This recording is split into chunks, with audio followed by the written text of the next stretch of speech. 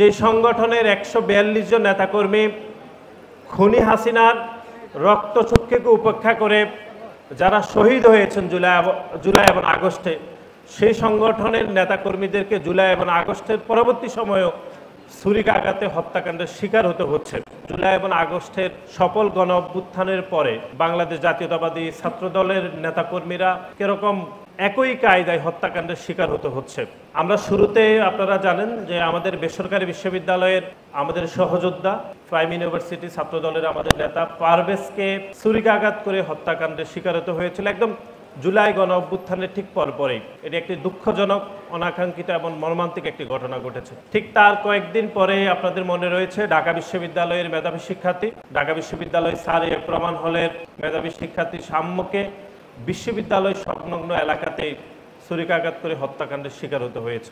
এরপরে আমরা দেখলাম জগন্নাথ বিশ্ববিদ্যালয়, এটি শুধু ঢাকাতেই, জগন্নাথ বিশ্ববিদ্যালয়ে আমাদের সহযোদ্ধা যিনি জুলাই এবং আগস্টের একদম উত্তাল রাজপথে যিনি নেতৃত্ব দিয়েছেন সম্মুখ সারিতে, সে হাসিবুর রহমান হাসিব, একটি অনাকাঙ্ক্ষিত এবং মর্মান্তিক মৃত্যু হয়েছে। এবং সর্বশেষ যেটি আজকে গত কয়েকদিন আগে আমাদের সহযোদ্ধা জোবায়ের হোসেন একই কায়দায় ছুরিকাঘাতে তিনি হত্যাকাণ্ডের শিকার হতে হয়েছে। সুতরাং আমরা বারবারই আসলে যেটি বলছি, যে সংগঠনের ১৪২ জন নেতাকর্মী খুনি হাসিনার রক্তচক্ষুকে উপেক্ষা করে যারা শহীদ হয়েছেন জুলাই এবং আগস্টে, সেই সংগঠনের নেতাকর্মীদেরকে জুলাই এবং আগস্টের পরবর্তী সময়েও ছুরিকাঘাতে হত্যাকাণ্ডের শিকার হতে হচ্ছে। এটি আমাদের জন্য খুবই দুঃখজনক এবং এটি খুবই হৃদয় বিদারক এবং মর্মান্তিক ঘটনা বলে আমরা মনে করি।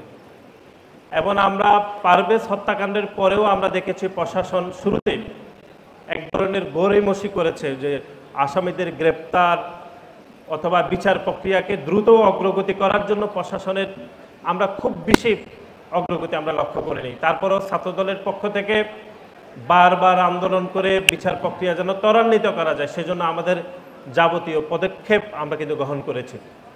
এরপর আপনারা দেখেছেন ঢাকা বিশ্ববিদ্যালয়ের শাহরিয়ার আলম সাম্য হত্যাকাণ্ড নিয়ে কীরকম একটি অপরাজনীতি হয়েছে।